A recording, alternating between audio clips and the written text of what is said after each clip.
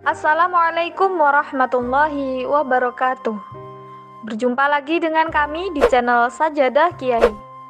Kali ini kami akan membahas Kisah sahabat Nabi, Khubayb bin Adi, syahid di tiang salib. Pada tahun ketiga Hijriyah, beberapa utusan dari kabilah Udal dan Qoro mendatangi Rasulullah. Mereka mengabarkan bahwa mereka telah mendengar tentang Islam. Untuk itu mereka meminta Rasulullah agar mengirim utusan agar dapat mengajarkan Islam kepada mereka. Maka Rasulullah pun mengutus 10 sahabat untuk memenuhi permintaan tersebut. Rasulullah menunjuk Hashim bin Sabit sebagai amir pemimpin mereka. Namun di suatu tempat, di antara Usfan dan Makkah, kelompok kecil ini diintai oleh sekitar 100 pemanah dari Bani Lihyan. Mengetahui hal tersebut, Hashim segera memerintahkan teman-temannya agar segera berlindung ke sebuah bukit kecil di sekitar daerah tersebut. Sebenarnya, Hashim dan kawan-kawan berhasil mengelabui pasukan pemanah musyrik tersebut. Namun Allah berkehendak lain. Biji-biji kurma yang mereka bawa sebagai bekal dari Madinah tercecer sepanjang jalan, memberi petunjuk keberadaan rombongan Hashim. Akhirnya ke-10 sahabat itu pun terkejar. Kami berjanji tidak akan membunuh seorang pun di antara kalian jika kalian menyerah, teriak salah seorang musyrik yang mengepung mereka. Kami tidak akan menerima perlindungan orang kafir. Ya Allah, sampaikan berita kami kepada nabimu, jawab Hashim tegar. Maka rombongan musyrik itu pun menyerang dan berhasil membunuh Hashim dan 6 sahabat lain. Hingga tinggallah Khubayb bin Adi, Zaid bin Datsinah dan seorang sahabat. Orang-orang musyrik itu kemudian menangkap dan mengikat ketiganya.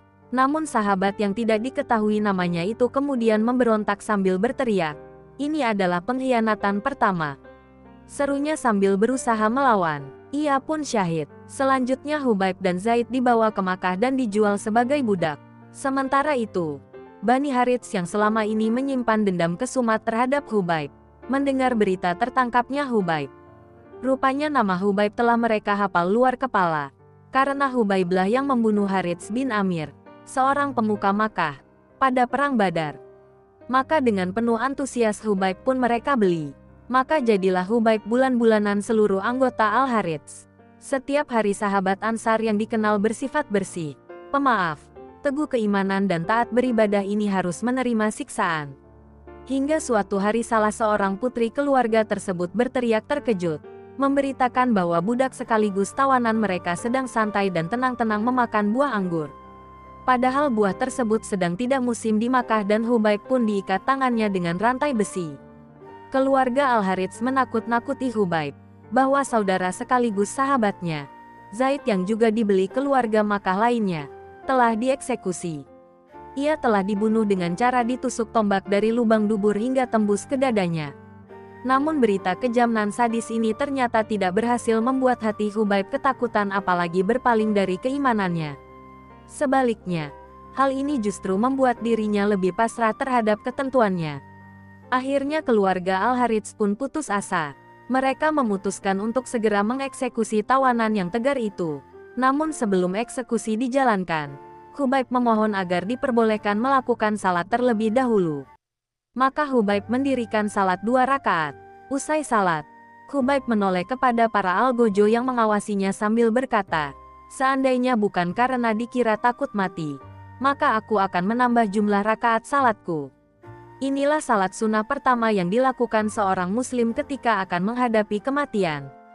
Kemudian Khubayb melantunkan sebait syair, "Mati bagiku tak menjadi masalah, asalkan dalam ridha dan rahmat Allah. Dengan jalan apapun kematian itu terjadi, asalkan kerinduan kepadanya terpenuhi, ku berserah kepadanya, sesuai dengan takdir dan kehendaknya." Setelah itu, Khubayb pun disalib pada sebuah tiang. Lalu tanpa sedikit pun rasa belas kasih, pasukan pemanah menghujaninya dengan anak panah. Dalam keadaan demikian, seorang pemuka Quraisy menghampirinya dan berkata, "Sukakah engkau bila Muhammad menggantikanmu sementara kau sehat walafiat bersama keluargamu?" "Demi Allah," jawab Khubayb, "tak sudi aku bersama anak istriku selamat menikmati kesenangan dunia, sementara Rasulullah terkena musibah walau oleh sepotong duri. Demi Allah, belum pernah aku melihat manusia lain seperti halnya sahabat-sahabat Muhammad terhadap Muhammad," kata Abu Sufyan suatu hari. mengenai para sahabat Rasulullah. Maka tanpa ampun lagi, pedang sang algojo pun menghabisi Khubayb. Namun sebelum ruhnya meninggalkan raga, Khubayb sempat berucap, "Ya Allah, kami telah menyampaikan tugas dari Rasulmu, maka mohon disampaikan pula kepadanya esok, tindakan orang-orang itu terhadap kami." Setelah itu orang-orang musyrik meninggalkan tubuh Khubayb dalam keadaan tetap tersalib di tiangnya. Sementara burung-burung nazar yang sejak tadi berputar-putar menanti mangsanya, tiba-tiba juga meninggalkannya. Rupanya sang Halik tidak ridha hambanya yang taat itu menjadi mangsa burung-burung pemakan bangkai. Demikian pula doa yang dipanjatkan seorang hamba kepada sang pemilik dalam keadaan pasrah dan ridha pada ketetapannya. Tampak jelas bahwa sang Halik tidak tega menolaknya. Itu sebabnya Rasulullah yang ketika itu berada di Madinah secara mendadak mengutus Mikdad bin Ammar dan Zubair bin Awam untuk segera menyusul ke tempat Khubayb disalib. Padahal ketika itu tak seorang pun orang Madinah yang mengetahui peristiwa nahas tersebut. Setiba di tempat yang dimaksud, Khubayb telah tiada. Senyum kedamaian tergurat di wajahnya. Dengan menahan kedukaan yang mendalam, kedua utusan tadi kemudian melepaskan sang mujahid dari tiang salib kemudian membawa dan memakamkannya di suatu tempat yang hingga detik ini tak seorang pun mengetahuinya. Terima kasih telah menonton video kami. Jangan lupa like, comment, share, dan subscribe channel Sajadah Kiai, serta bunyikan loncengnya agar tidak ketinggalan video-video terbaru kami. Dengan mensubscribe berarti Anda mendukung channel kami, serta membuat kami lebih semangat dan konsisten dalam membuat video-video terbaru. Wassalamualaikum warahmatullahi wabarakatuh.